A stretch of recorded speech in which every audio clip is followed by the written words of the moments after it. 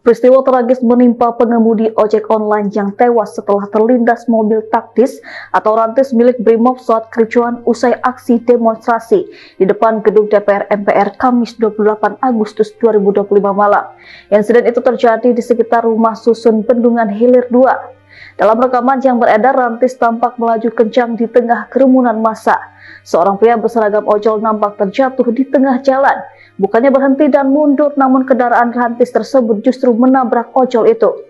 Meski korban sudah terkapar, rantis itu tetap melaju tanpa berhenti. Beberapa demonstran tampak berusaha mengejar untuk menghentikan laju kendaraan. Akibat kejadian itu, korban meninggal dunia. Peristiwa ini pun memicu sorotan publik, apalagi kendaraan taktis Brimob yang diketahui dibeli dengan dana negara.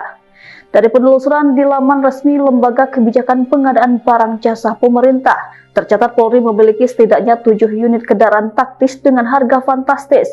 Nilainya berkisar antara 149,9 miliar hingga yang termahal 203,9 miliar per unit. Jika ditotal, anggaran yang digelontorkan hampir menyentuh 1 triliun. Salah satu kendaraan taktis yang dimiliki Brimob adalah Rimeum. Rantis ini merupakan produk dalam negeri dengan bobot mencapai 14 ton dan dirancang untuk menghadapi situasi berisiko tinggi, mulai dari pengendalian massa, pengamanan objek vital hingga operasi di daerah konflik.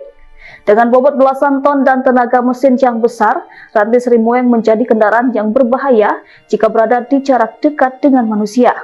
Apabila seseorang terlindas, risiko kematian hampir tidak bisa dihindari. Kini insiden ojol yang tewas dilindas rantis Brimob itu terus menuai kecaman publik. Selain menyoroti tindakan aparat di lapangan, warganet juga mempertanyakan penggunaan kendaraan mahal yang dibeli dari uang rakyat namun justru membunuh rakyatnya sendiri.